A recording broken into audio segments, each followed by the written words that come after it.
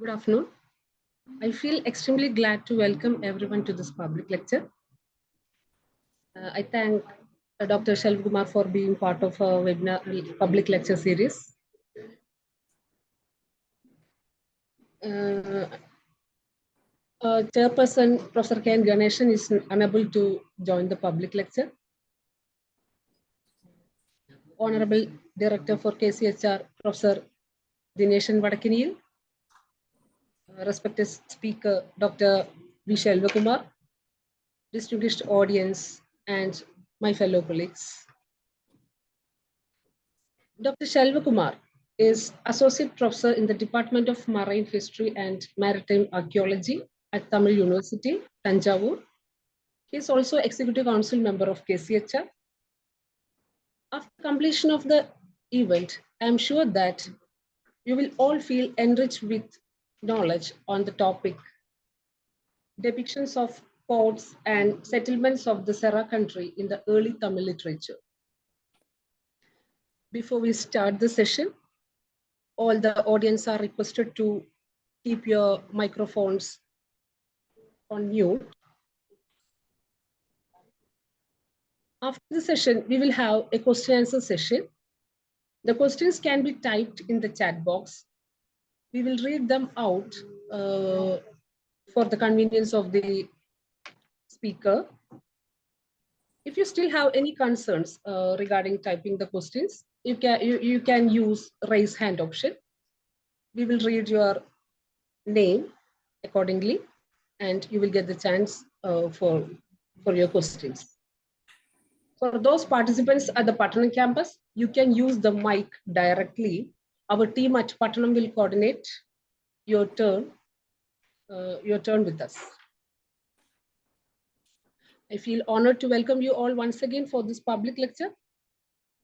I invite Professor Dineshan Vadakinil to deliver the chairperson's address.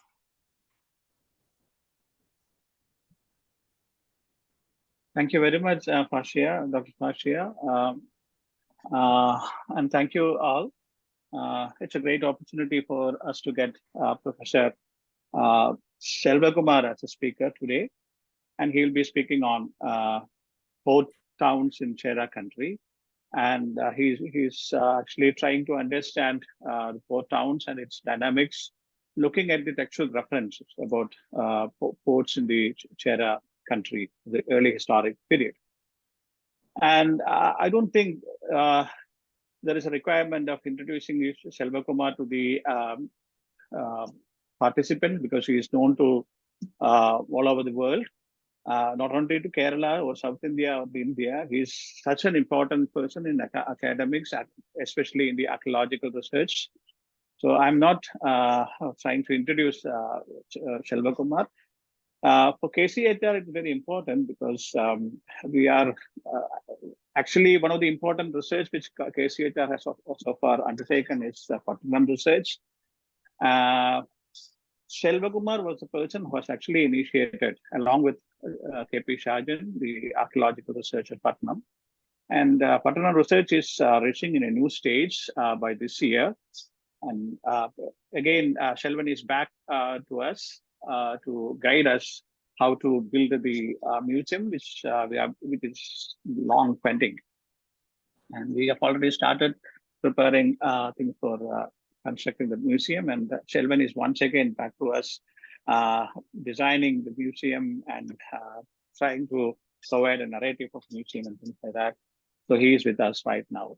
And I thank Selvakumar for visiting us and being with us and agreeing to us for delivering this particular public lecture. I don't want to stand before the audience and Selvakumar. I invite Professor Selvakumar to deliver his lecture. Thank you very much.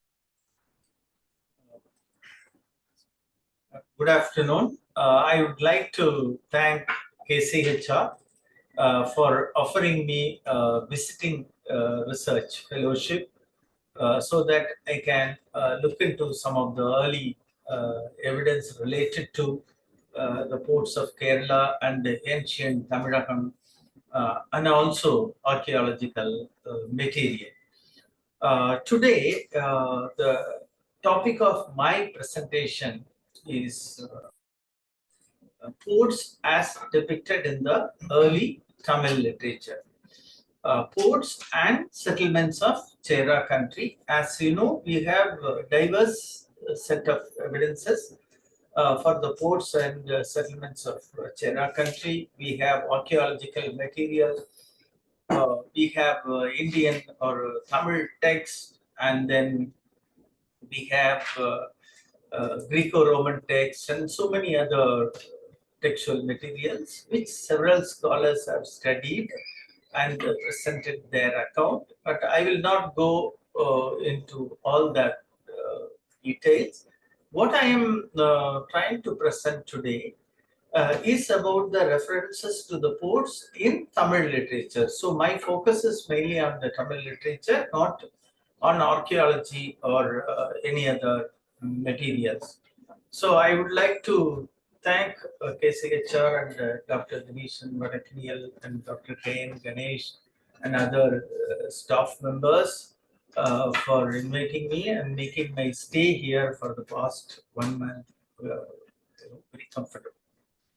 Now we will move on to the presentation. It is divided into several sections. The first section is introduction. Here I will talk a little bit about text and archaeology. We try to understand the past, sometimes primarily using text or archaeology. In some contexts, we need to look both these sources together because text gives one particular aspect of the society, certain images which were perceived by people or mainly by the poets, and they presented sometimes slightly exaggerated accounts from their own perspectives. That is one image we have in the literature. On the other side, we have archaeology or material culture that presents a fragmentary representation of the past. We get broken pottery, broken bones, broken buildings, bricks and pieces in the form of archaeological mounds, which have undergone a lot of changes as part of site formation processes. So we have to make meaning out of these fragmentary evidences. So in order to understand the situation from a holistic perspective, we need literature because literature gives certain aspects which are not reflected in the material culture. So that is why we need correlation of these two sources.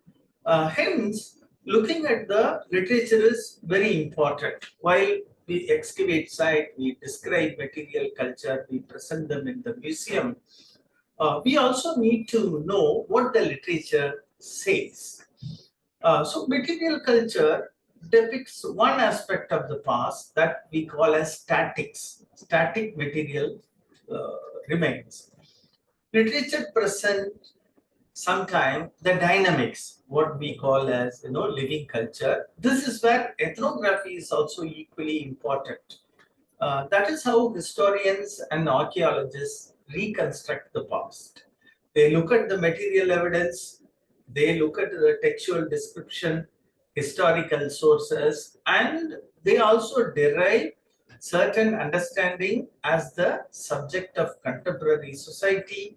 They look at ethnographic context. I feel ethnographic context is very important because when you look at the literature, you get beautiful narration. Sometimes there is a depiction of a pepper plant growing on a jackfruit tree under which there was a buffalo lying. This is one narrative found in the early Tamil literature. But when you visit certain parts of Kerala, you can directly see those images in front of your eyes. Similarly, we talk about pepper in theory, we recover pepper from archaeological context. But when we go to the pepper growing area, when we see actually from ethnographic context, we derive a different understanding. this is what I would call, flesh which adds to the dry bone of archaeology.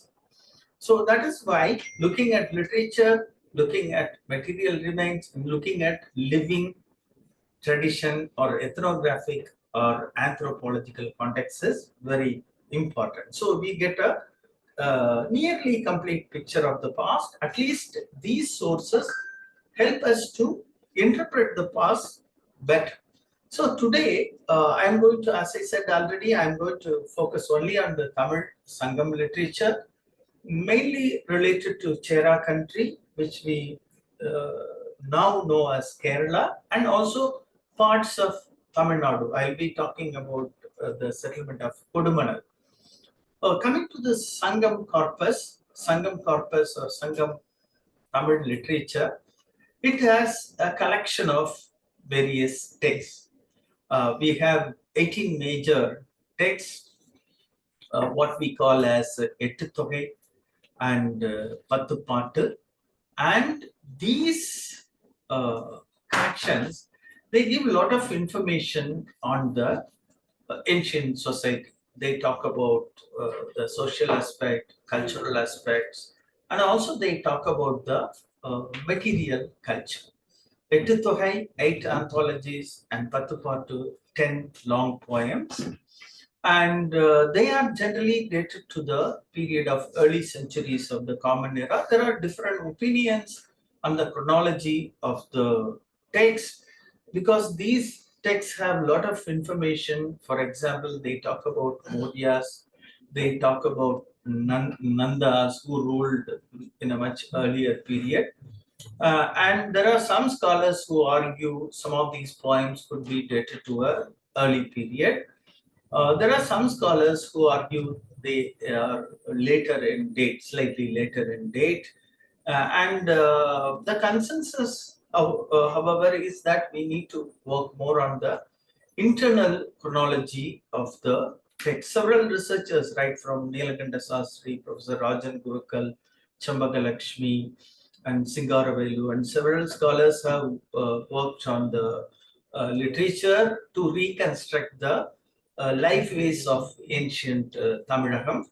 And also there are studies on the urbanization and several other aspects. Recently, with the excavation of several archaeological sites, especially Adakkankulam in Tamil Nadu and Kiradi in the Vaigai Valley near Madurai, and also Pattanam, they have renewed our interest on the ancient urbanization and the development of Brahmi script or Tamil Brahmi or Tamili script as they call it, and the Indian Ocean trade. And it is time that we study these early texts again and try to understand what they convey. The anthologies were actually created in a later period. Some of these poems were written in the early period, but the anthologies were created in the later period. So there are several poems which are distributed in the Ettuthogai and they give bits and pieces of information. But there is one important collection, that is the Padittu Pattu, which is very important because Padittu Pattu talks about the Cera history, and it focuses mainly on the Cera kings. We have 10 songs of 10 collections, but unfortunately, the first 10 poems and the last 10 poems are lost, and we have only 80 songs which are preserved, and they give a lot of detail about the landscapes of Cera country and the achievements of the Cera kings. But again, we need to look at this particular work very carefully because the poets who are singing in praise of these kings are bound to exaggerate or sometimes try to present things in a poetic language. They use certain terms and concept which may lead to a different kind of depiction. So when we look at these texts as part of reconstruction of history, we need to be very careful. So now I'll talk about the different poems and the collections and who composed them and on which king they were composed. We have the second 10 poems of the Padittu composed by Kumattur Kannanar on Imayavaramban Cera, and for which it is said the king gave him 500 villages of Umbarkadu. We don't know the exact location of Umbarkadu. Some of the early scholars, especially Avai Durasamy Pillai, he has written a very detailed narration on these poems, and they have identified this location somewhere in Malabar region. And also, interestingly, they talk about Brahmadeya. And again, when we talk about these texts, there is the main text and there is a summary introductory part called Padiham, which has some information, and the chronology of those information and its source is not sure because they are not in the original poem. That's what Abhay Duraisamy Pillai says. And then we have third 10 poems composed by Palai Gautamanar on Palyanai Chelkadu Kuttuvan. The name Kuttuvan is also very important. Then we have fourth 10 poem, Kapiyattu Kapiyanar, composed by Kapiyattu Kapiyanar, who composed on Kalankai Kanni Narmudi Cera. That is the Cera king. Then we have fifth 10 poem, Paranar, who composed it on Kadal Prakotiya Chenguttuvan. And then we have sixth 10 poems by Kakai Padiniyar Nachallayar on Adu Kotpattu Cheralathan. And then we have a poem composed, 10 poems composed by Kapilar on Selvakumar Vadiyathan. Then Arisil Kilar on Tagadur Erinda Perincheral Irumpurai. Then we have Perungundru Pilar, who composed 10 poems on Kudakko, Ilancheral Irumpurai. These are the important poems in the Padittu collection. These are the textual sources. Then we have important Pugalur Tamil Brahmi inscription. Pugalur is located near Karur. Karur was also part of the Cera country, and Karur was very important because Karur region connected Kerala with other parts of Tamil Nadu and also with the Deccan and northern part of India. So the important trade routes that were connecting Kerala with the northern part of India, they passed through the Kongu, what is now known as Kongu region. And this particular inscription, this is one rare inscription which talks about a donation of a cave bed to a Jain. So this also mentions about Ko Athan Chellirumburai Magan. So it talks about 3 generations of Cera kings. It is a very important Tamil Brahmi document. It talks about Muda Amannan Yatur Sengayiban Urai. That means the person, he was a Jain monk, he was a senior monk. His name was Senkayaban. Maybe it is Kashyapa. That is how we could see the name, Senkayaban. It is in Tamilized form. Urai is the residence or the bed or a cave bed. And it also mentions the 3 generation of Cera kings. Perunkadunko Magan, Ilankadungo, Ilango, Aga Arthakal. So this is very important inscription. This is one rare inscription talks about the Cera king. Apart from what we have in the literature, we have this. And then at the site of Edakal near Calicut on the way to Mysore, we have these Edakal caves which are famous for the rock engravings of the Iron Age period. They also have these Tamil Brahmi or Brahmi inscriptions. They have a Tamil Brahmi and also Brahmi inscriptions. And one reads Kadumi Putta Cera. Again, we are getting this name very specific to Cera here. This has been studied by Warrior and earlier by Fawcett and later by Airavadam Mahadevan. And then we have other sources also. We have Greco-Roman text, Periplus. They also talk about the Ceras and Ashokan inscription, as you know. They refer to all the South Indian kings. And now we will move on to the references to the land and territory. We know Kerala Putto or Kerala Putra. That is a reference we have in the Ashokan inscription. Kelu is seen as a prakritized form of Cera or Cherala. Putra means Mahan. It is otherwise known as Cheraman. Mahan becomes Man. Perumahan, Peruman. Mahan means son. It is parallel to the Putra.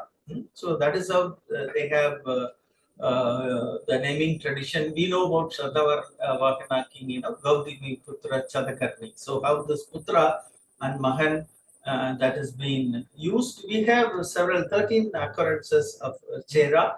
And also we have different occurrences of Kerala in the literature. And very clearly, when you read these texts carefully, you get to know how these people are referred. They are using different name.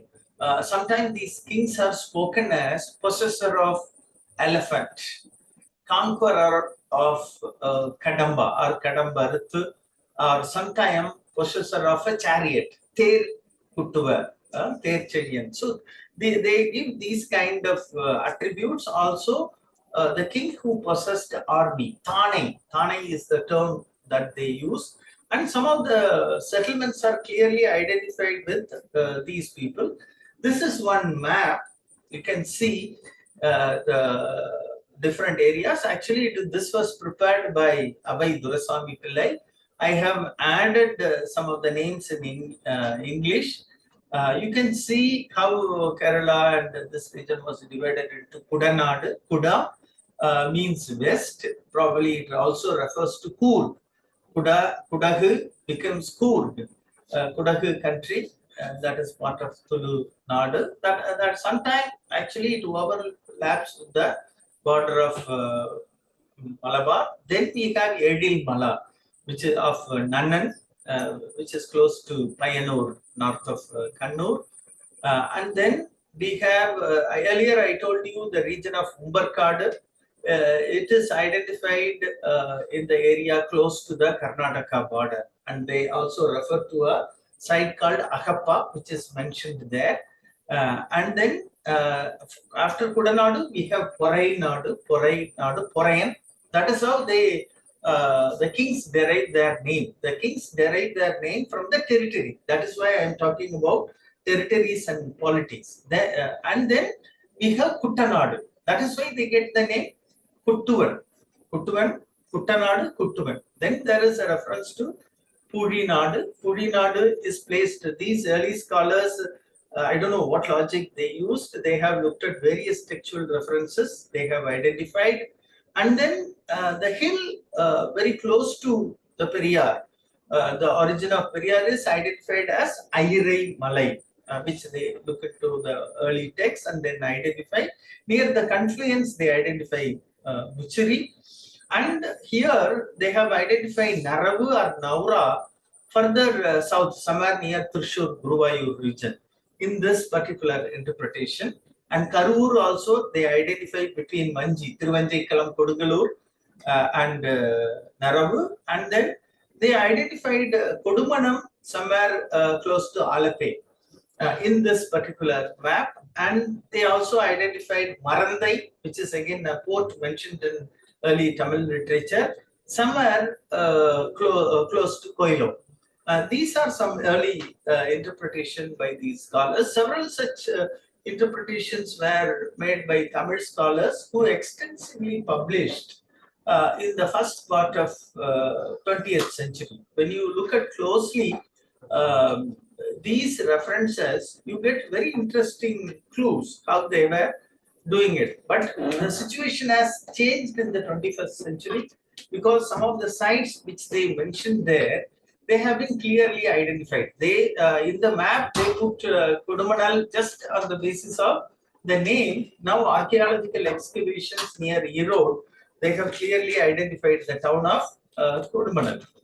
So coming to this Ceras, there are several references. I'm not going to go in details. These poems give a very detailed reference to these Ceras, and they basically talk about their political achievement and their possession, everything, and how they were having a very strong army. It is natural because the poets were composing in praise of the kings, and they would have exaggerated. They may not have highlighted certain other aspects. They put them always in a bright spotlight. That's what we get in the literature. Coming to this Kuttuvan, we have 24 occurrences to Kuttuvan. Kuttuvan, maybe, again, we have to ask one question. Why within these Cheras, we have Parayan, we have Kuttuvan, we have Kudavar, why do we have Chellirumporai, different names? This, I think, probably they belong to different clans or different territories within the part of Kerala. We need to further work on. See, as I said earlier, this Ther Kuttuvan, it is mentioned in Sirupanattupadai. Ther or chariot is one object which we may not be able to find in archaeological context. The king's attributes are always given in terms of as a possessor of a chariot, as somebody who has this beautiful chariot. And then sometimes they attribute the king as an angry person, sometimes as a possessor of horse, because these were probably prestige items, these horses or chariots. And then army, they refer to the term Thane for army, and then battles, Chediyan, for example, in the case of Pandya. So this battle is frequently used, and the port of Tondi, which is identified near Kadalundi and also Musiri, they are always associated with Kuttuvan, invariably. Sometimes they use the term Cera. We don't know why there is variation. And again, there is one important port which Dr. Dinesh Vadakiniyal and Abdullah Anjalath and scholars Vasco from Italy and other people, they are working on this site after a workshop, after an academic workshop which happened some 3-4 years back. And this site is Madai, which is near Kannur and Payanur. And this particular site also has reference in the Sangam literature, which many people do not know. This has been mentioned by Avai Durasamy Pillai, and Adiyaman, who was in our department earlier, he has written a paper on this. And there is a reference to Marandai as a port. This Marandai, when they were writing in the palm leaf manuscript, probably some people, they missed the way you write this long R. Suppose if you want to write Ma and Mara, the Ra is indicated by a small extension at the bottom while writing Tamil. Probably there was some confusion, or sometimes people did not write it properly in the palm leaf manuscripts. So people read this as Mandai.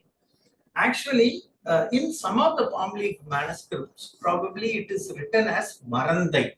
So people said this is Mandai, and they identified Mandai with Madota in Sri Lanka.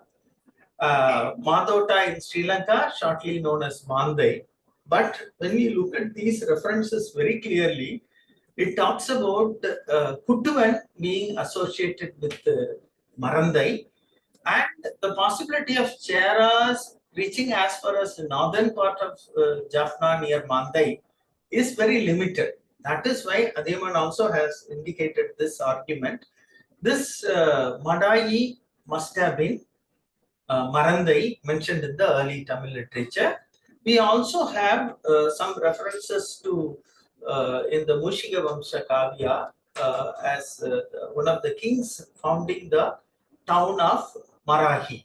So Marahi and Madai and Marandai probably refers to a same town, and the literature very beautifully talks about the location of the port of Marandai, very close to the sea. So that is very important. So when we look at these references, very clearly we can argue somewhere from say Ernakulam and between Alape, north of Alape district, up to Madai or Kannur Payanur, this area was under the Kuttuvans, because we have references to 2-3 Kuttuvan, and how this name came, we need to look at. And these are the references to Kuttuvan. As I said earlier, they have typically the same attribute: the king who went on to war, the king who had elephant, the king who had chariot, and the town of Marandai as belonging to him. This particular king, it is also depicted. I am indebted to Pandya Raja, who has created a nice Sanga Ilakhiya Cholladaigur, what is known as collection of the important terms as an index he has given in the internet, and that is a very useful source for understanding the references in the early Tamil literature. Again, I'll not go into the detail. These are some of the references. We also get reference to Kudanadu. Kudanadu is probably Kasargod and parts of Karnataka region, and we have references to Kudavar Koman, and there is some lack of clarity in the regional boundary. These state boundaries are something which we created in the modern period. So at that point of time, the political boundaries were different and they were overlapping. And the Cheras were also known as Vanavar. And this M.G.S. Narayan has said this Vanavar, Vanavaramban, he equated with the Vanavar Anban. And he equated with this Devanambia, a name of very common and refers to Ashoka. And this has been earlier mentioned by some of the Tamil scholars. Vanavaramban or Vanavan is a translation of Devanambia. This is some kind of description which we get. We have different kinds of these labels for the kings and the polity, which I try to work on, because the name of these people comes from the names of the territories. So the territories are very important. Now coming to these landscape, we have this Thinai landscape, which is actually a poetic concept. It is not something what we can visualize today in a strict modern geographical sense. They were a kind of codes created for the poets who may not have had directly seen the landscape. So they are giving us some kind of something like a dictionary, something like a code book for the poets. That is what Tolkappiyam is. Mudal, Uru, Karipurul, Karupurul, it talks, and it gives different landscapes. So when we look into the Sangam literature, and then we look at the landscape, we get a better understanding. This is what in the beginning of the lecture I said, if you want to understand the literature, you need to look at the landscapes. If you look at the early Sangam poets, they were like modern journalists or modern writers. For example, any of the writers today, what they do, they go to a city and observe what happens in the vicinity, the landscape. So these poets had very deep understanding of the landscape. So if you want to appreciate the poem, sometimes you have to read the poem and visit. Some of the descriptions which are found in Sangam literature, the landscape is found only in the mountains of Kerala and Western Ghats. So if you want to appreciate those poems, you need to see it, that. There is a reference to pepper growing in the high mountain as Kari Valar Adukam. Adukam is very important term which is used, which is not very common here, but it is very common in Malabar region, especially in the hill they have called as Adaka. But whereas in Tamil Nadu they call it Adukam. Adukam basically refers to rocky mountains where these rocks are found one above the other. So if you want to appreciate the early literature, you should know the local colloquial language and vocabulary, which may vary place to place. So if in order to appreciate the description in Sangam literature, you need to know the local dialects, both Tamil and Malayalam, as well as we need to visit the places, how these poets are describing. There are many things we can go on, discussing, and that is one important aspect. As far as Kerala is concerned, we have a very typical classical Neithal landscape that comes often when they narrate the early poets like Tondi or Usiri. You get the narration, you get the cultural way of life also. And similarly, Mardam landscape also you find in certain parts of Kerala. Then Kurinji landscape is again high mountain area. These are the prime landscapes of Kerala, whereas Mullai and Palai, they are very limited. Palai maybe in the that is how I think Palakkad derives its name, slightly dry region, which is seasonal. So you get a mix of Mullai and Palai in those areas. And again, some regions of Kerala could be considered as belonging to Mullai, especially in the dry area. And then we will come to the ports. How this literature depicts these ports. We have the northernmost port referred to in the early Greek literature are Naura and Tindis. It is mentioned in Periplus. And this Hanaura and its location is again debatable. Naura is identified with Hanaura in Karnataka, some scholars, and some scholars place it as Mangalore. There is a debate, and some scholars place it further south. But this particular port has not been identified very clearly. And the term Naura in Tamil, it is mentioned as Naravu. Naravu means honey and also toddy. It has two meaning. And here the poet in Padatupathu speaks about Tuva Naravu. That means Naravu that cannot be eaten. So he refers to this town as Naravu. And we have beautiful description of this town in the Padatupathu poem 60, which I will read out. It is a translation by A.K. Ramanujan, who was a famous scholar who has worked on the translation of early Tamil poems. He says, a king's double nature, a guide to singers. His armies love massacre. See the description. He loves war. That is how the poet narrates. Yet gifts. This is another attribute. The kings were giving gifts, which Professor Rajan Gurkal calls as redistribution from an anthropological perspective. Yet gifts flow from him ceaselessly. They were donating endlessly. Come, dear singers, let's go and see him in Naravu. That is where the king was there. Then there is a description of the landscape, where on trees no axe can fell, fruits ripen unharmed, by swarms of bees, egg-shaped, ready for the weary traveler. In fields of steady, unfailing harvest, where warriors with bows that never tire of arrows shiver, because that area is considered as very cold. That is the description. But stand austere in the sea winds, mixed with the lit cloud and the spray of sea foam.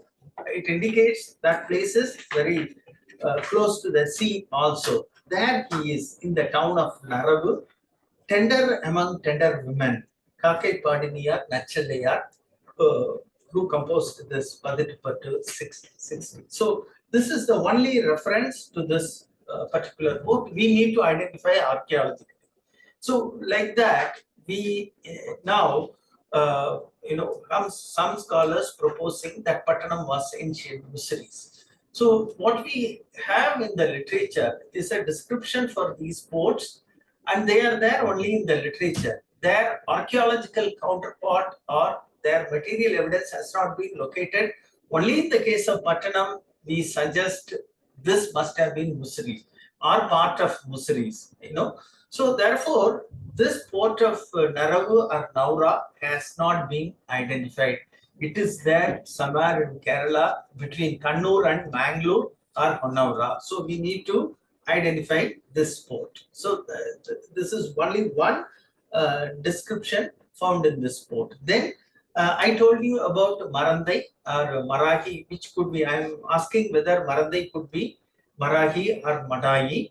And some scholars earlier, as I said, I already mentioned this. And Kuruntokai 34 poem clearly says it is Kuttuvan Marandai. So it very clearly identifies the port as belonging to Kuttuvan, and the name Mandaran Cera is also attributed to this particular settlement by some of the Tamil scholars. There is a description about seabirds or seagulls eating irai fish.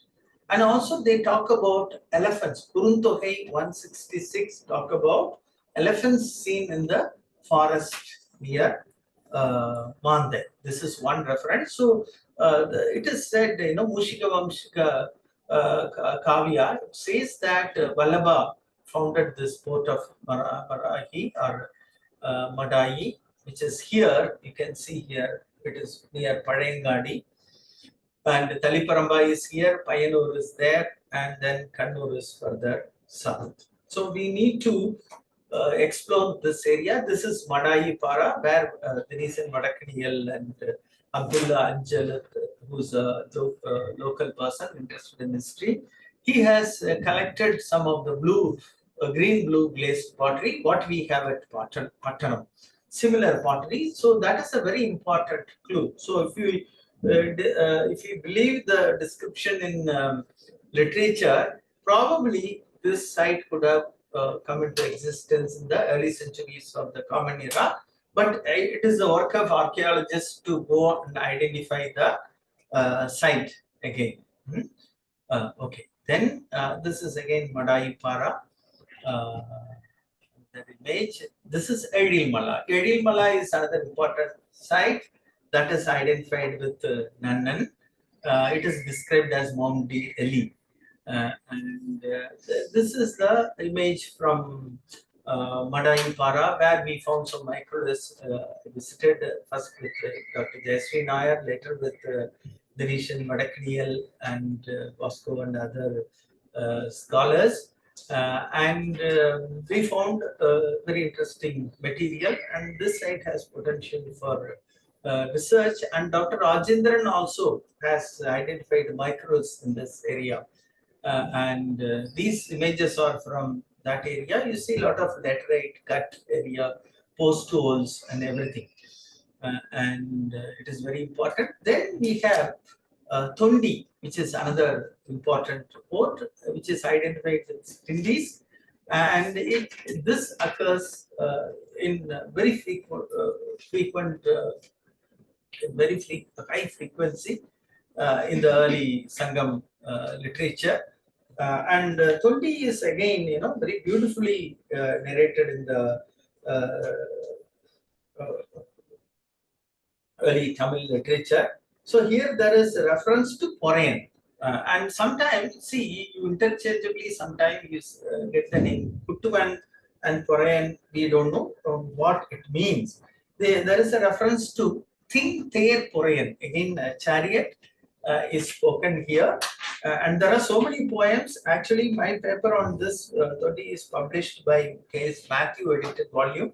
I will not take much time because there are so many references to Tondi, and especially the coastal landscape is very beautifully spoken. Again, it is the same scheme they follow: elephant, chariot, and army that is being spoken.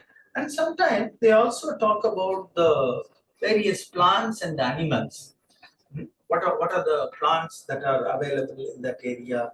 Cultivation of rice. This is where we have both Neidal and Marudam lying very close by.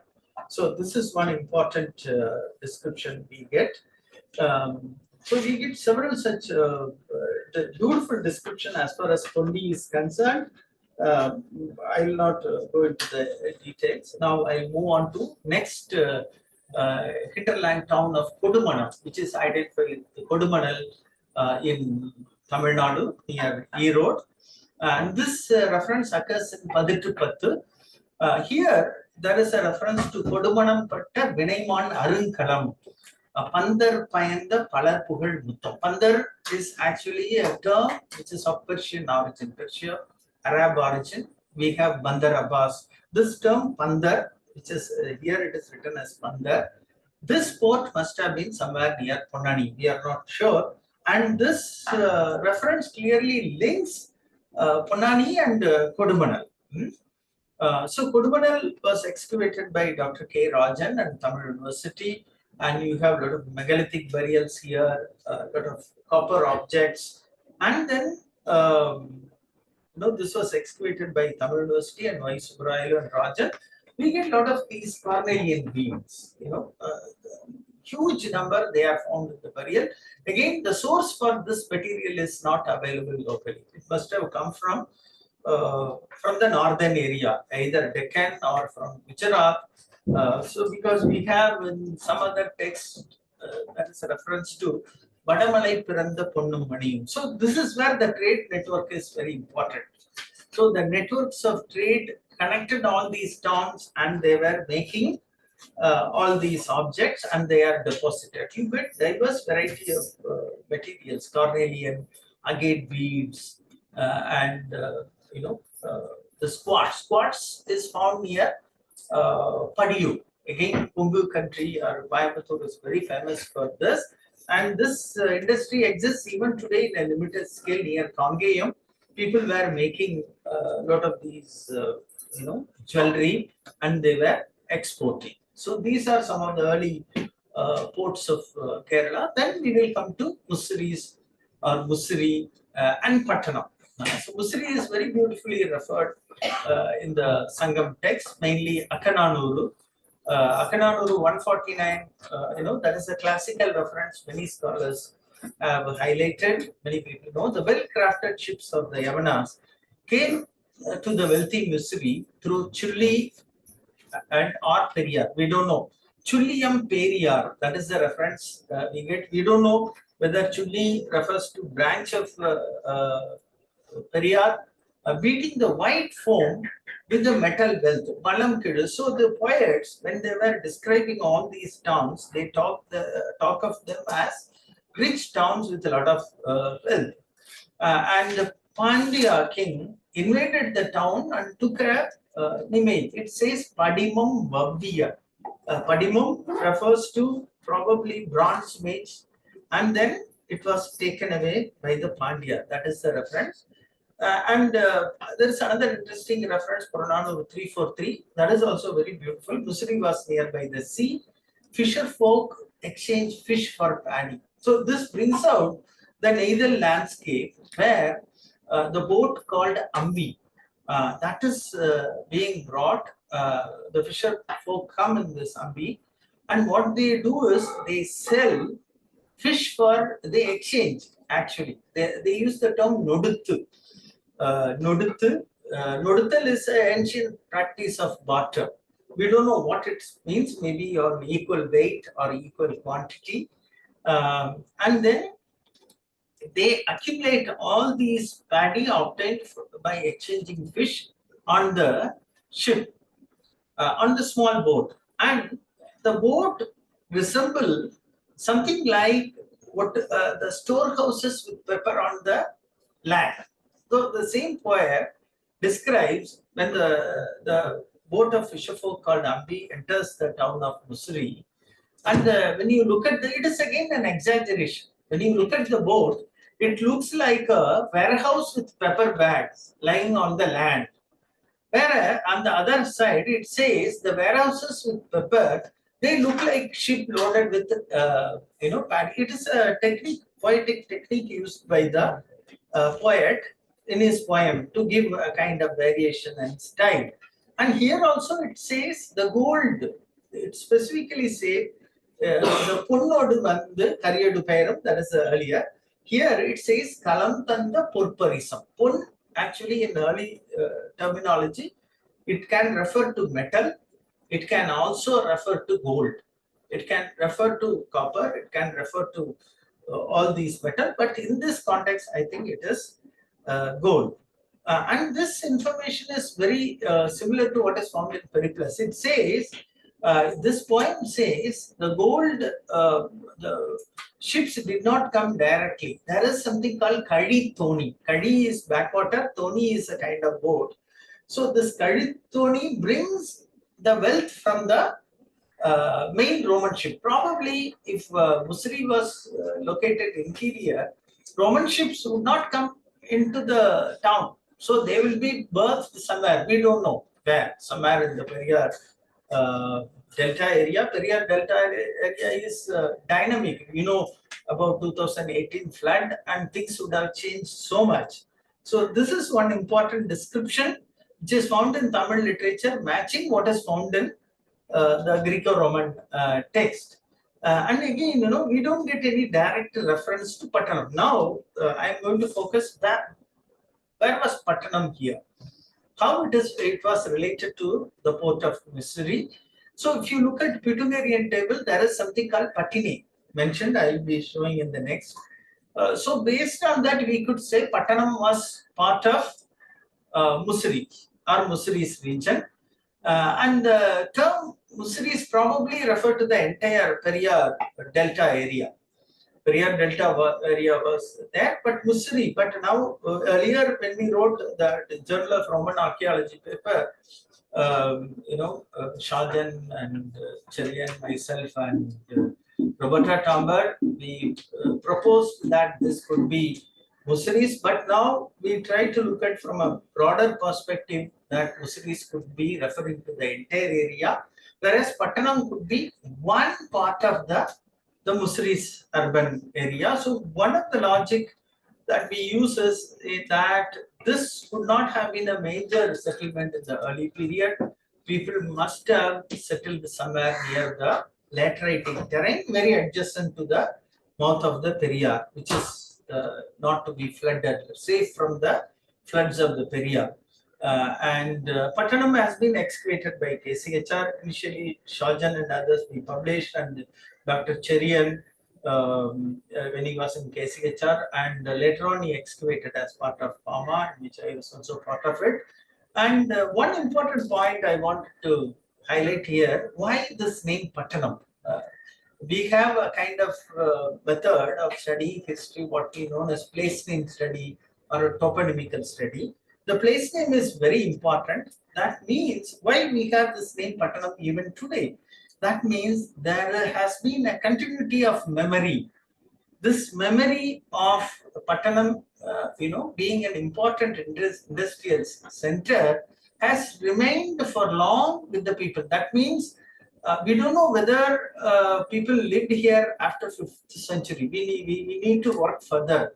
As far as chronology of Pattanam is concerned, we say the site started around 1000 BC, and then after 5th century declined. We need to do further radiocarbon dating of the material from the early layers as well as the later layers to understand when exactly Pattanam was abandoned, or when these mercantile activities stopped. But one thing is sure, that we need to look at the evidence of the entire area from Paravur to Kodungalur, and from this Cherai to Aluva, to understand the history of this region from 10th century to 19th to 20th century. So what are the historical evidence available? So definitely I feel people had the importance of Pattanam in the memories. That is why they have retained the name Pattanam. Otherwise they would have changed the name. That means there is a continuity of settlement. If not in the main mound, people were living somewhere nearby. This is something we need to very carefully think. That is why we have the name Pattanam. Here, this map shows you some of the distribution of material. We have locus tent. This is from trench 1, which is relatively undisturbed. You can see the earliest occupation from locus, and then you have all these materials.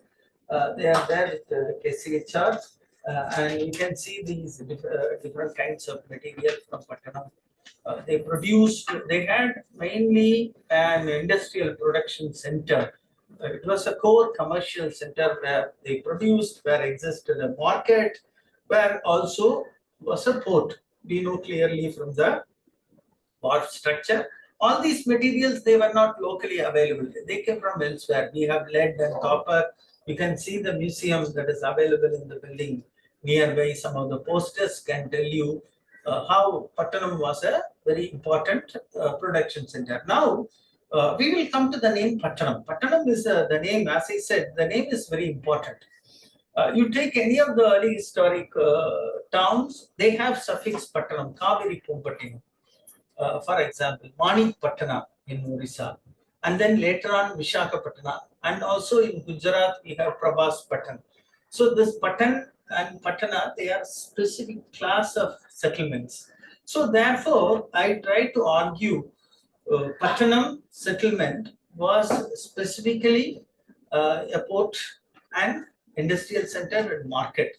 So we will look into this reference in Arthasastra. This has been highlighted by a paper by Renu Thakur in Indian History Congress proceeding. So Arthasastra, according to Arthasastra, Patana is a port town situated in the coastal area where transactions took place in items of distance origin.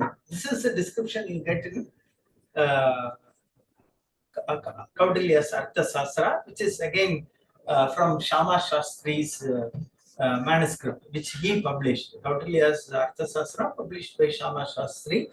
And then, if you look at Mayamata, this Pattanam is a class of settlement. When they give a name to a site, name to a village, they did not give randomly.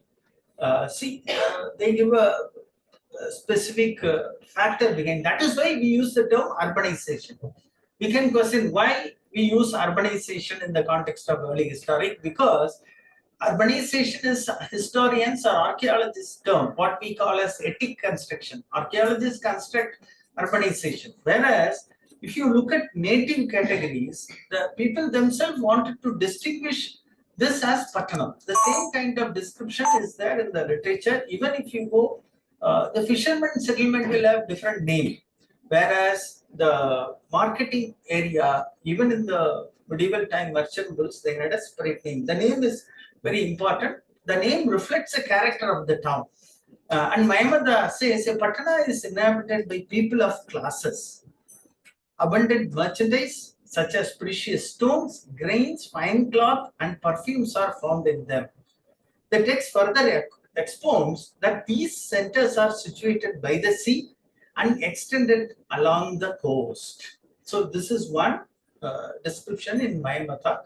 So clearly, we believe that the terminology itself is a very important criteria for describing this as an urban center. So here, earlier I told you the Musuris here. To show see here, this is Lacus Musuri, this is Pythagorean table, an old map which was copied in the later period, indicating the Roman provinces. This is Sri Lanka, Tamramani. Here you see there is something called Pattine. We don't know whether it was Pattanam. So this is something interesting. This is something very interesting. Again, Pattanam is in a very dynamic area of Periyar Delta. We don't know what really happened.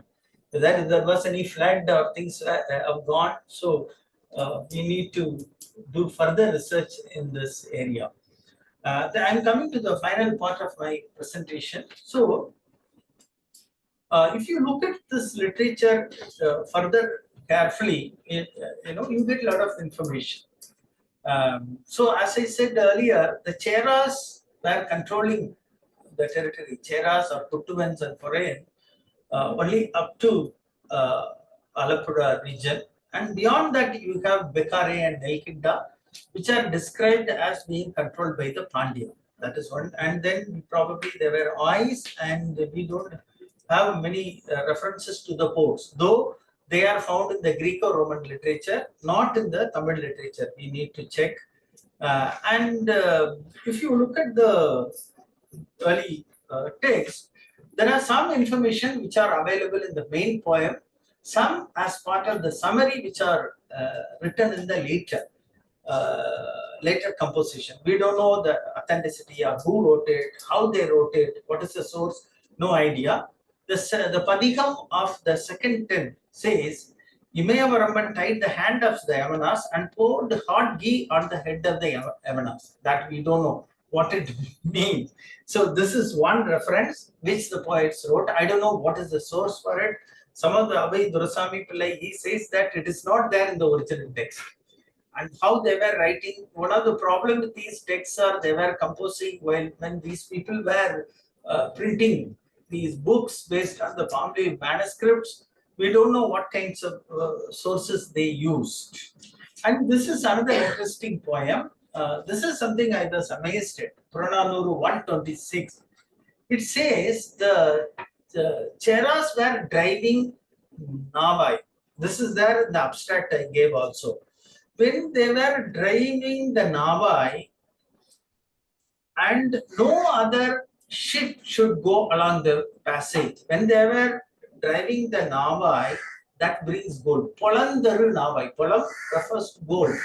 So probably, I think these Cera kings had a kind of regulation, and they put a regulation. Suppose if they were driving these ships or watercrafts, Navai is a larger ship, and no other ship should sail. Probably there existed piracy, because that's what you get in the Greco-Roman text, that there was piracy around Musiris.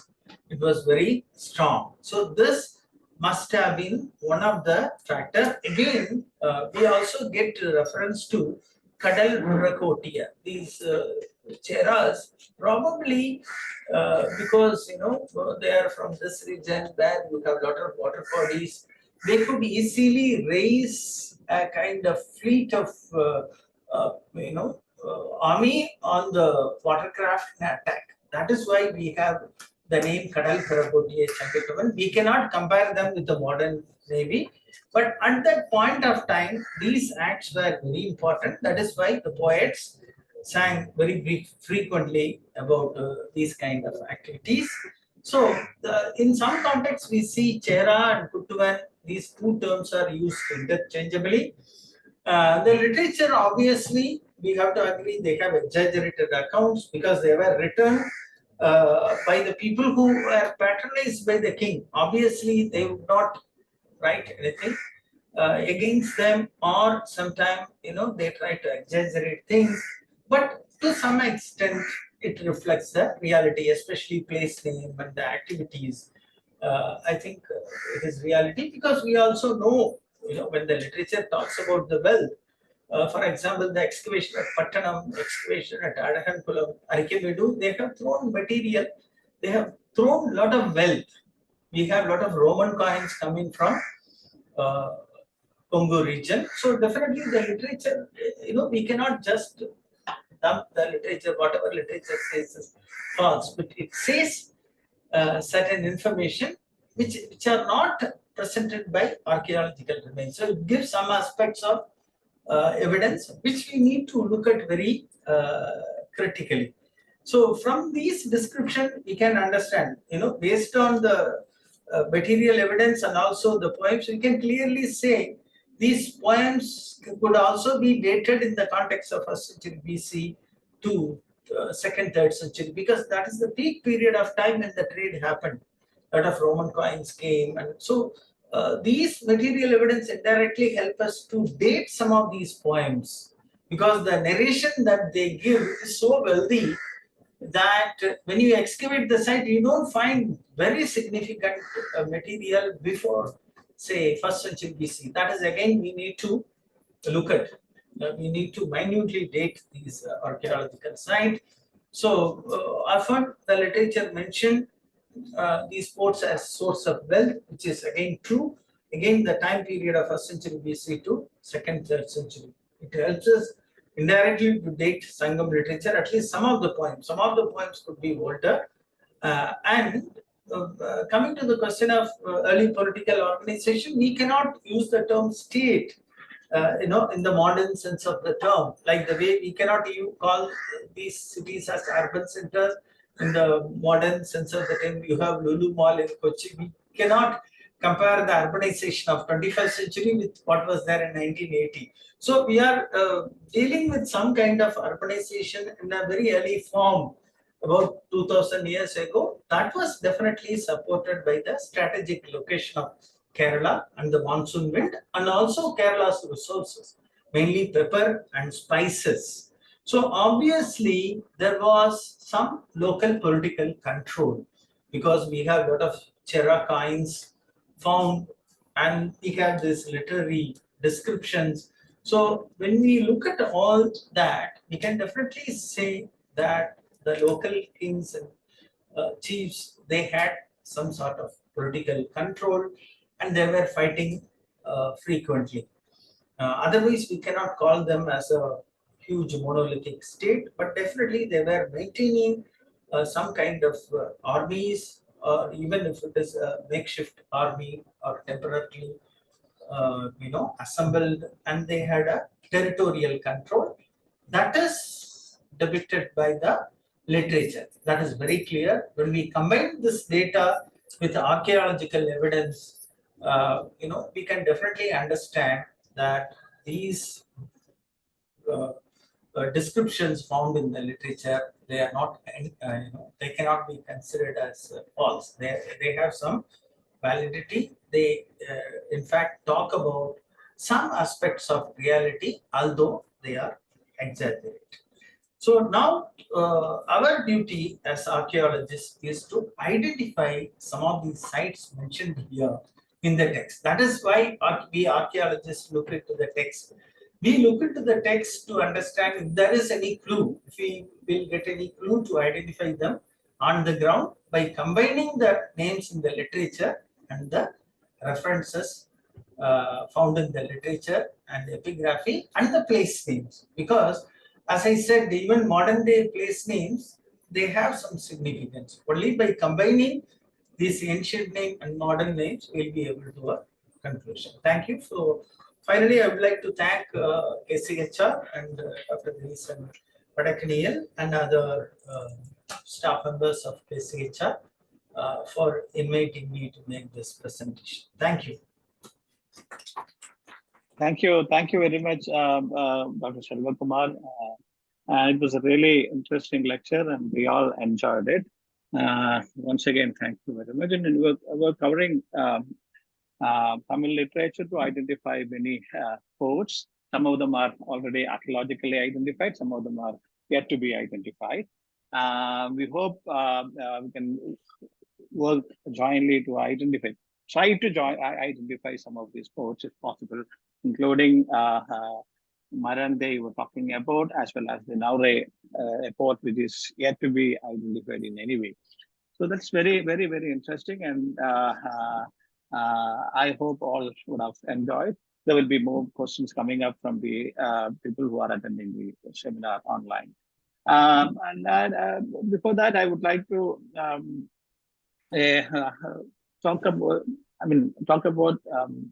the main argument you are coming up with. Actually, while listening to your lecture, I learned that you are taking one of the recent arguments on the early trade and the nature of trade and the possibility of trade, etc., developed by Professor Rajan Gudugal, and was arguing that there is no point in talking about a Indo-Roman trade. Rather, if you want, you can talk about Romo-Indian trade, because there was no state in southern part of India at that time, at least in the Malabar coast. So you are right into that argument, and I enjoyed the argument.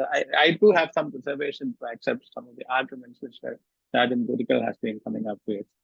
And but the thing which I noticed is that he said that there is an absence of states, so there is no point in talking about Indo-Roman trade.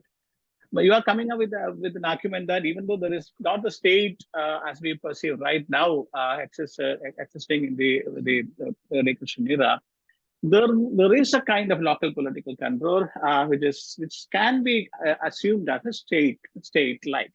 That's your main argument. That's well taken, and it's a powerful argument as well. But when we argue like that, what I felt is that we are still in a situation in which we are making argument either the presence or absence or weakness of the state. Can we think about this kind of trade relations, trade network, without having any reference to the state?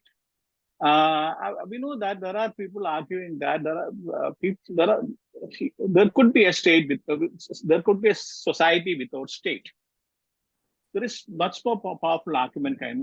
People may be knowing state, but they may be consciously denying to become a part of the state. So constant denial of state.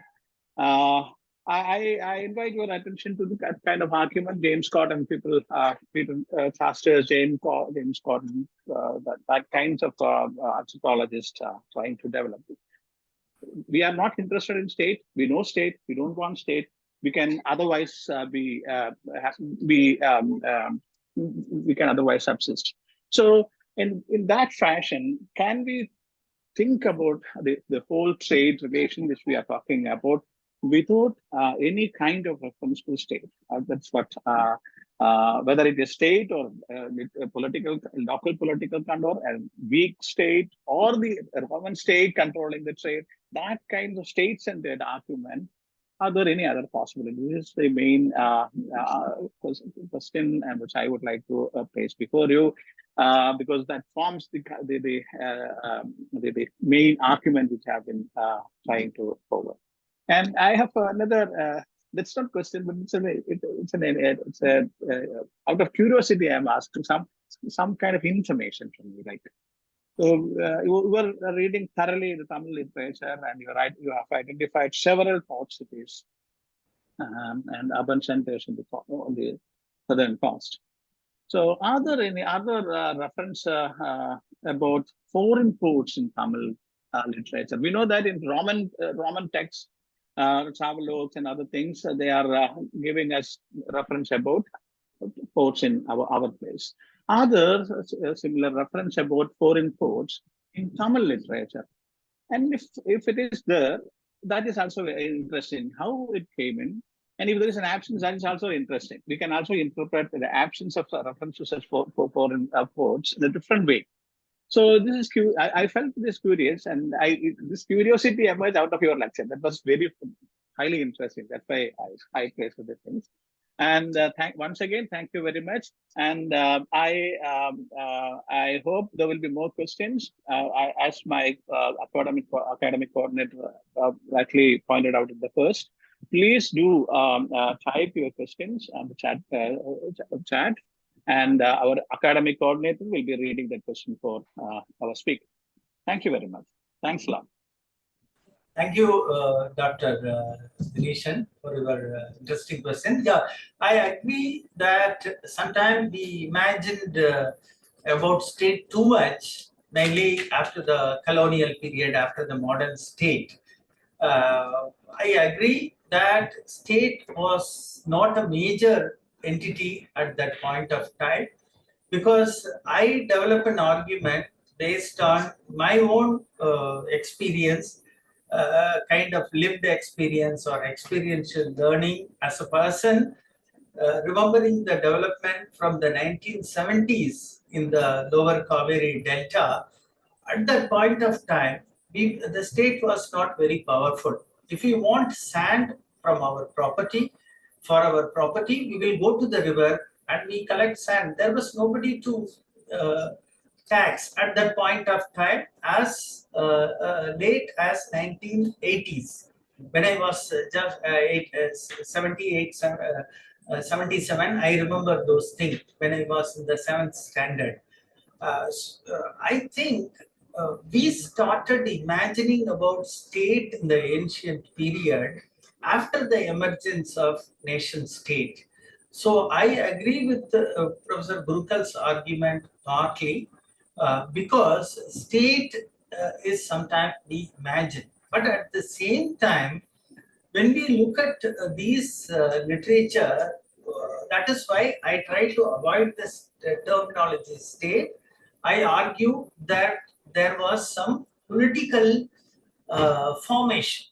Definitely, when we look at this, these references, we can say there was a political formation. This is what Federico Romanis also says, because when you look at these descriptions to these political entities, they use the Greek term basilos in the Greek text. So definitely there is a description, some kind of political entities there, but they were not a kind of state as we imagine. There were some political entities, but when you look at that particular reference, and these some of these kings also had commercial interest. For example, in the context of Karikala, it says Bali Todilanda Uravon Marga. That means he was controlling, he was practicing the sailing trade. That is an indirect reference, and this Purananuru 126 also says that. As you said, I also agree that in the ancient times, state was not a major agency. So that is why I try to avoid the terminology state, rather I say political formation. So political formation, I think there existed because we look at Tamil literature, they also say, and similarly Greco-Roman texts also use the word basilos. This is what Federico de Romanis says. That terminology itself indicates some kind of political formation. Even I believe in the medieval period, state was not as powerful. If you look at the copper plate inscription, they clearly, the orders were given to the agencies such as Brahmadeyas and Nagaratha, the urban commercial establishment, and the Ura. So the village assemblies and these entities were stronger at that point of time. They were trying to create some kind of political formation which was strong at some point of time, then disintegrated. This process happened like intermittently, like a bell curve, you can say. So I believe there existed some kind of political formation. We cannot use the term state for that. These are my views. I agree with you that these societies, some of them, they did not have a state, and again, state control was limited to certain area, not everywhere. Thank you. Thank you, Dr. Selvakumar. There are some questions on the chat box. The first question by Jaya. The place Pattanam has an earlier name Pashnam in association with poverty. How do you place that? Can we be sure about the continuity of the place name Pattanam?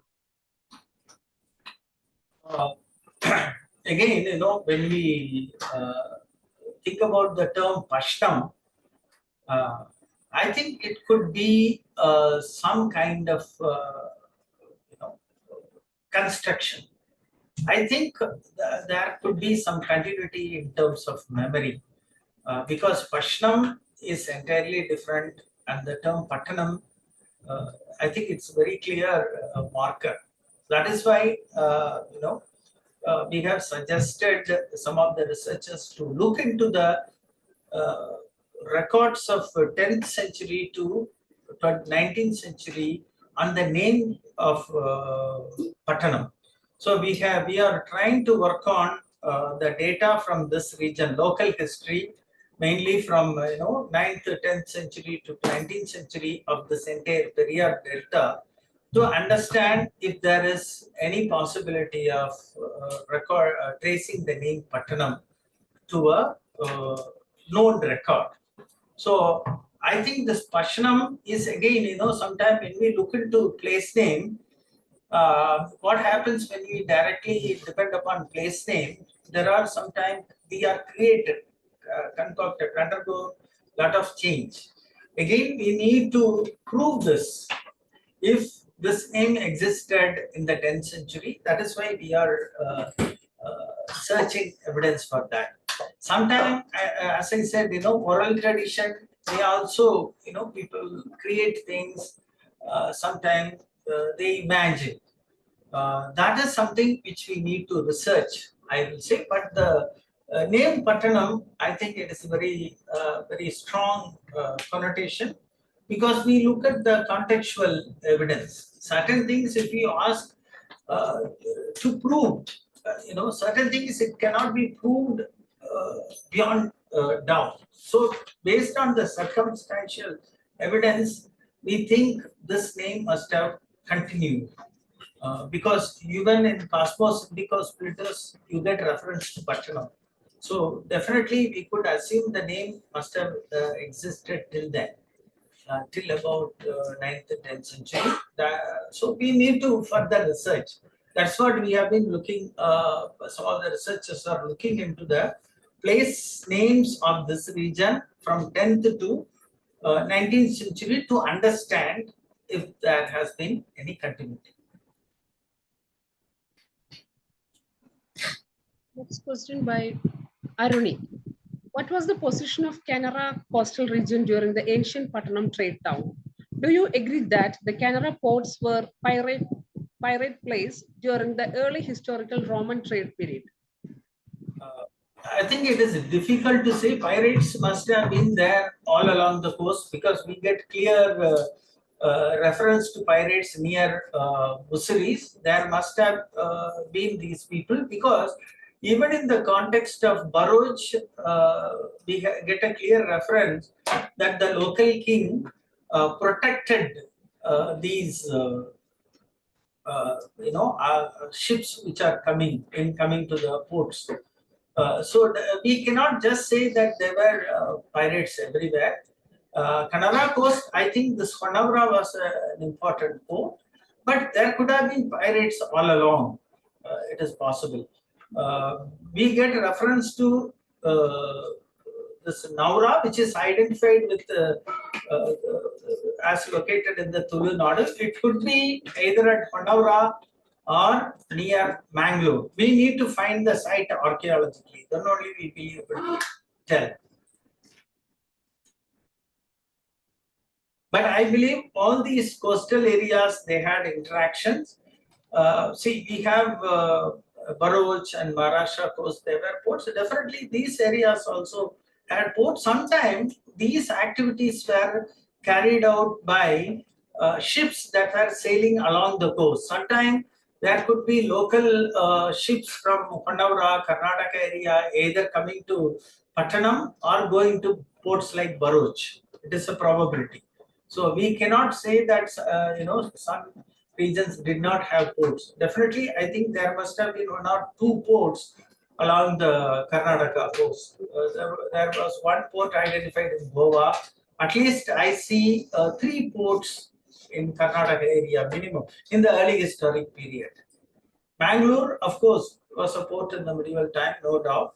Early period, we need to identify the material evidence.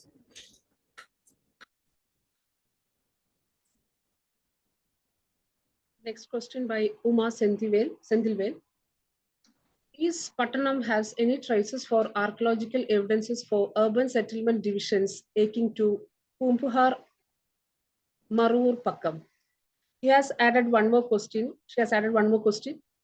In one of the maps, Agappa, that is Natranai poem 14 lines 3 and 4, fort is mentioned. Shall we consider it as an island settlement of Sangam age?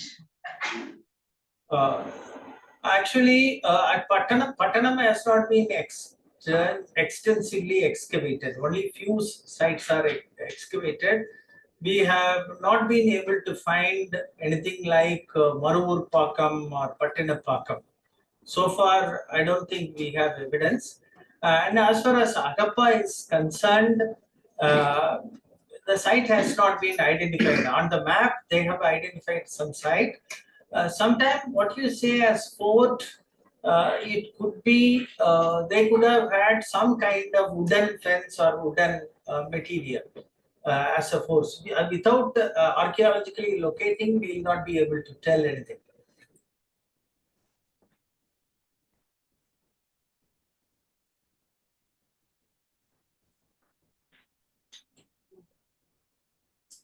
Hadam has raised an option. He has one question. You can ask the question directly. Hadam? Or you can read. Hello? Yes. Is it Hadam? Okay, you can ask the question. You are audible. Yes. Good afternoon, sir. Yes. Sir, regarding the Perimuda, there is a mention in the Periplus, the word Perimuda or Perimula. I have seen it is connected with the present day Periyapatnam and Ramanathapuram. What is your opinion about it, sir? I guess you have came for there. Actually, we have not explored Periyapatnam. One interesting thing I can tell you, Periyapatnam has evidence only from 13th century. As far as know very clearly. But Vimala Begli and myself, we visited Tamil University at some point of time. We found one roulated ware. So we were surprised how this pottery came at this point of time. Maybe there is a site near Periyapatnam. Not see, when you talk about an ancient town, you have a modern name. It is not necessary that ancient town existed in the same place where you have a modern town with the same name. Sometimes the site could be located far away. But Pattanam, why we are arguing the name? Because we have place name. We have two proxies. We can say one is the place name. Second is archaeological evidence. Third is the context. Context. Recently, somebody said Musaris was near Kanyakumari. He was arguing based on several other evidence. There is a book published. I think it is Anto. I don't remember his name. I think his name is Anto. He has published a book that Musaris was located near Kanyakumari. But you have to look at all the evidence. If you look at this Periplus, it clearly says the distance between these ports. It says about 10 Tindis, Naura, Tindis, and then from there 500 stadia. 500 stadia is 86.5 kilometer. That places it exactly near the mouth of Periyar. So when we reverse it, we are not able to identify Tindis, but still, based on the evidence and context, we can say Musaris was near this Periyar, mouth of the Periyar. So when we look at, we need to look at multiple evidence. Why we say Pattanam is a continuity? Because the place name, second archaeological evidence is there, and that. Similarly, in the case of Periyapattanam, we don't have any evidence to correlate, any evidence as of today, any archaeological evidence to correlate with the early historic period. We need to identify. It is possible. We need not think there is Arakankulam, so there cannot be any site on this side of the Pamban Sea, on this side of Rameshwaram Island. maybe that could be, we could explore and identify. So we need to do research. Thank you.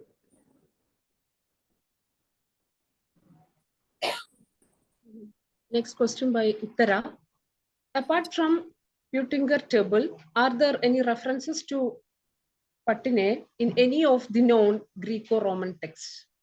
See, actually, Cosmos Indicus Plutus records several place name with Pattanam. We don't know the precise location.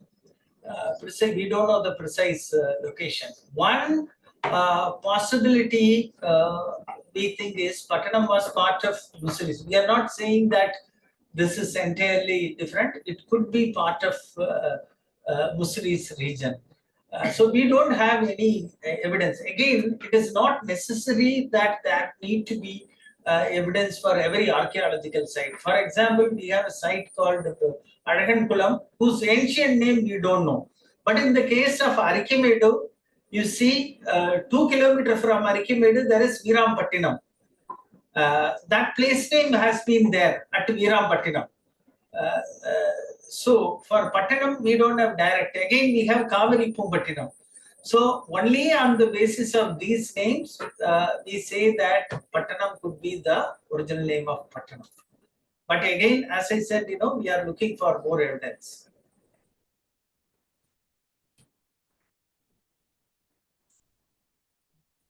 I think it's the time to wind up the session. Okay, thank you. I invite Srilata Damodaran to express vote of thanks.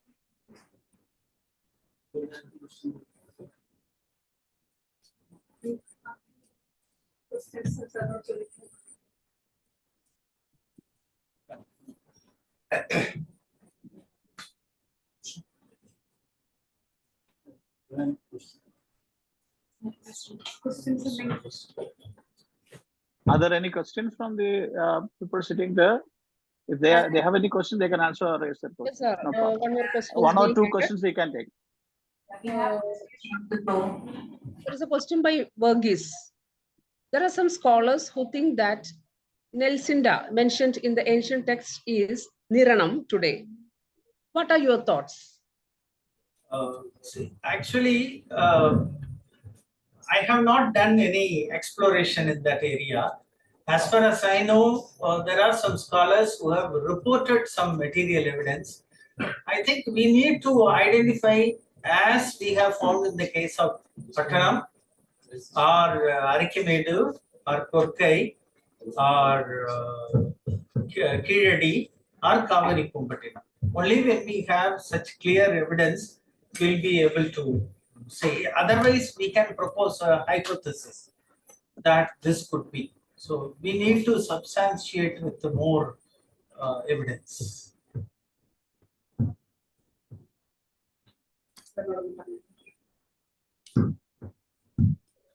I have one or two questions. One is related to the post-Sangam literature, Manimakle and Selvakumar. And do you have you found any reference to Pattanam or Musiris in those? Yeah, it is there. I did not look into that because there is description of this. Selvakumar obviously talks about the Cera country, all that. I did not go into the detail later text. I can find the. And in Sanskrit literature, is there any reference to Mahodevuram or Mahodai, that kind of words? Mahodai, as far as I know, I need to check. In the early texts, I have not come across. Okay. Maybe in the later. Puttu and Kodai is there. They have actually found a coin with Makodai inscribed from Peru. Makodai coins they have found. So that is there. Then, when you were talking about the Thanjavur table, there is Patine and Musiris are presented in two separate locations. Then, can we infer that Musiris is different from Pattanam? Is it possible? It's not a part of Musiris. But the thing is, again, we are trying to make out. We are still not clear. See, when they were preparing the map, sometimes they place it. Sometimes even when we do a bigger size map, we compromise with the location, because if you put two places very close, your legend will not be visible. So we don't know how these people who prepared the map, they did it. Again, there is no guarantee that the Patine mentioned there is not this Patine. There is no guarantee it's the same Patine. It may be something different. So why we are raising this question is, why this name Pattanam here? Why it is surviving? As Jaya pointed out, is it from Pashnam? That we don't know. We need to do further research. But when you look at the contextual evidence, the name is a survivor in several cases. So obviously, Paravur is also an old name. If you look at the place names of Tamil Nadu, Adan, Adanur, Amur, Sirugudi, Peru, certain Mangudi, certain terms are definitely old names because there has been continuity in the place name. In the case of Tamil Nadu, we have excavated two sites where we have tried to trace the place name up to early historic period 2000. For example, one is Ambal, one is Nangur, where there is a medieval inscription, Devaram song, and Sangam literature. We excavated these two sites, found evidence from 20th century to say 500 BC. So, because see why we still are able to identify Musri here. Why certain settlement like Urayur, even today it is Urayur. Sangam literature also it is Urayur. Some of the settlements there have been continued. That we can say for 100%. In some cases it is difficult to identify. Why we are trying to put this hypothesis at this point of time? We feel that Periyar Delta should be thoroughly explored, not just this site we have found. We cannot come to a conclusion that we have found Muslims. That's it. But we need to understand further the dynamics and the history of that region. That is why sometime at some point of time we try to relook at the evidence, because there is a probability. Even if you are finding a negative evidence, still and then you can prove that Pattanam was Muslims. So when you can prove it, unless you don't find any evidence around. So this is also part of continuing research. We cannot conclude that we finished research, stop, we will go. Because we need to find more evidence to prove that Pattanam was Muslims. Suppose if you find something nearby, then you will change your hypothesis. One more question. When you said, if I understood correctly, you said Pattanam was a township or something like trade, while the persons were living somewhere out, otherwise it was a dry area. And have we got any archaeological evidence for the staying of persons? No, here actually it is a market area. We have a lot of evidence that people were living here. But in this area, what we have found is mostly industrial activities.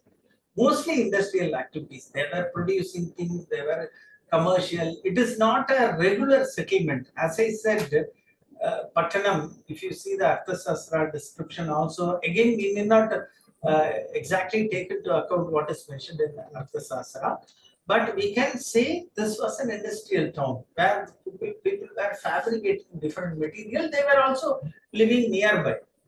In this area. Because of the context, we believe that regular settlement must have been further away. Because it was a specially created settlement, because archaeological evidence here tells us that people were fabricating materials here.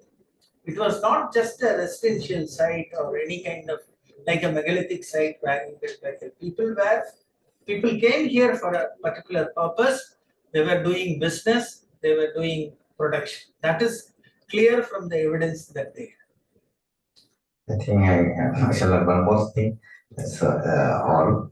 As you have asked for evidence for pattern inscriptions or something like that in writings, I think you might have already come into contact with the Rose report on Relasa sobre Cera, where it is mentioning Parur Patama. It is Parur Patama, it is written like that. And in one another writing in how we call it, Carson document of 600, 1600, it's written Munambil Patama, especially. And Munambil Patama. Okay. So Patama is staying in between Munambam and Parur. So that's possibility. Yeah, that's what we were discussing, that we need to, because so far as Pattanam is concerned, our concentration initially on the Roman trade period mainly, but now we have come to a conclusion that we need to look into the later history also. Just by skipping this, we cannot. But when we talk about Pattanam, we should look at Pattanam from the early period down to modern period today. So both these inscriptions, also documents, I think, are part of 9th and copper plate, which might be of 9th century. So, yeah. Yeah, I'll be interested in knowing that. That is the kind of evidence we are looking for. Thank you. Is there any question from the floor? I think if there is no question, we can go for the closing.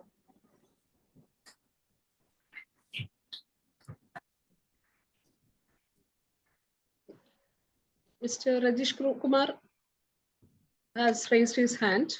You can ask the question. Rajesh Kumar?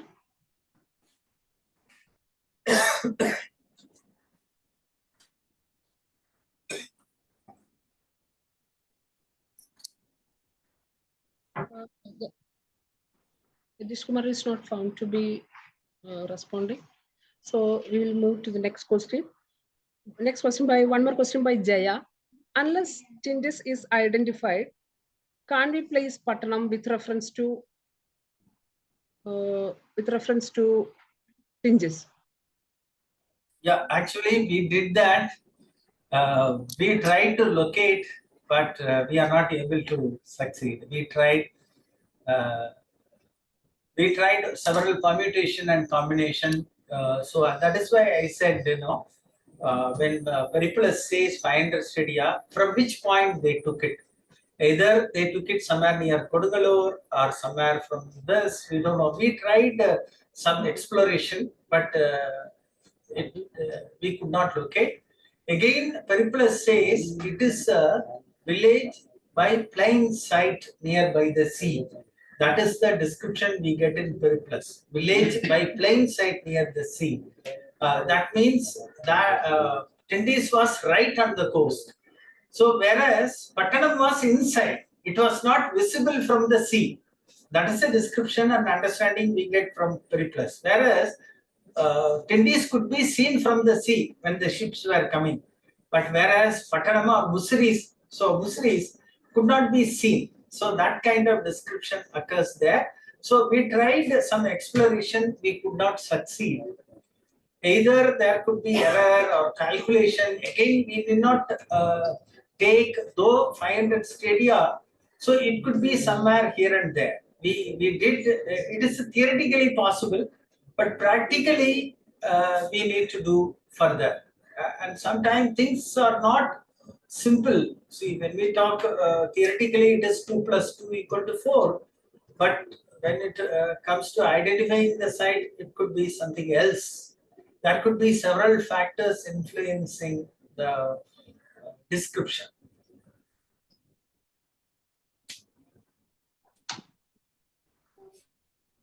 Mr. Rajesh Kumar, are you on the line? Rajesh Kumar? Hello, can you hear me? Yes, you are audible. Yeah, thank you. My question is regarding the Putincher map that you have displayed. I'm wondering, you have mentioned a narrow strip of land, like an island, mentioned as Sri Lanka. Is that really Sri Lanka? because if that is Sri Lanka, then the Sri Lanka, the conjugate, the coastal land is the eastern Indian coast, the southeastern Indian coast. Then that should be somewhere in the Tamil Nadu area, right? So I'm wondering if that is really Sri Lanka, or will it be like? Is there any chance like it can be a Lakshadweep island? Because that it shapes looks like a narrow stretch of a long linear trend.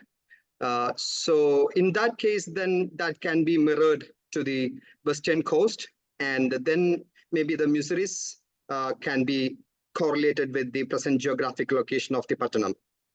So, yeah. Actually, what happened in many of these maps, there is some kind of disorientation. And they identify this as Sri Lanka because the name Tambapani and Tambrapani clearly refers to Sri Lanka. It is also mentioned in Ashokan inscription. And that is the reason why it is identified. If you look at even in Ptolemy's map, there is some kind of orientation shifting or difference. Because of that, this has happened in the map. Again, if you look at those maps, Tamil Nadu coast, they would put Ganges immediately. So we can take this map, as I said again, there is Patine. There again, we are not sure it is the same Patine, but that is again possible. So the certain questions can be taken only to a limited extent. Recently, there was a paper presented in a conference where they tried to show how these paintings help us to reconstruct the ancient ship.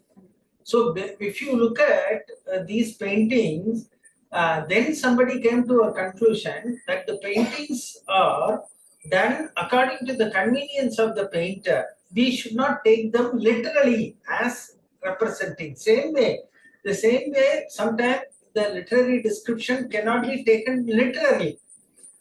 So, as I said, there is exaggeration in this map also. I think it is Sri Lanka, because Tambapani or Tambrapani is the name referring to Sri Lanka. We know it from Ashokan inscription, and it is shown very clearly. That is why we say it is Sri Lanka.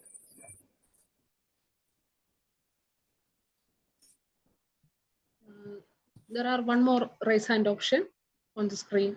Anton George, you can ask the question directly. Good evening, sir. Yes. My name is Anto George. I have heard your discussion. I could join the meeting only in the last half. Thank you for acknowledging my book and discussing about my book. Now, the doubt is not related to that. You have mentioned about the Patana, which is recorded in the Pittingarian table. That Patana is an inland city, distinctly marked outside Muziris. My doubt is in the Periplus text itself, in Dakhinabades means Dakshinapatha. They have written a place named as Patana, Pathana. This corresponds to Pradishtana or Paithan of present day. Yes. That place name is Paithan even now. Yes. That period will correspond. The Pittingarian table data collection and the making of the Periplus text will correspond. So this is one Patana, which is Patana alone. Present name is not Patana, it is Paithan or Pradishtana in Sanskrit, Paithan in Pali. So that is one possibility which should be considered, I think. The significant point which we can take is that Muziris and Patana are marked separately and distinctly in Pittingarian table itself is a pointer for us to consider that these two are distinct places. Your inputs, please, sir. Thank you. Actually, it is very, as I said earlier, these maps are a bit fluid. We do not know because they were not making a map like the way we do according to specific kind of distance. So we do not know which Patana they were referring to in that context, because that map cannot be taken to like a modern map. So because Patana Pradeshtana, yeah, it cannot be taken as a model map, and it is very difficult to comment on these things. So what we are, sometimes it could be this pattern also, we don't know. But again, if you look at Pythagorean table, it is not giving the details as it is detailed as mentioned in the Periplus. It gives only certain names.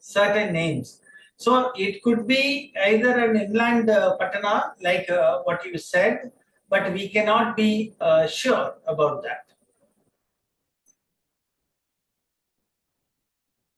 Okay, thank you very much. If there is, are there any questions? No more questions are found on the chat box. Okay, then I thank you once again, Professor Selvakumar. Thanks a lot. And we are here nearly 2 hours, and we have been spending 2 hours listening to you and discussing with you. Thanks a lot. I invite Srilada Damodaran for vote of thanks.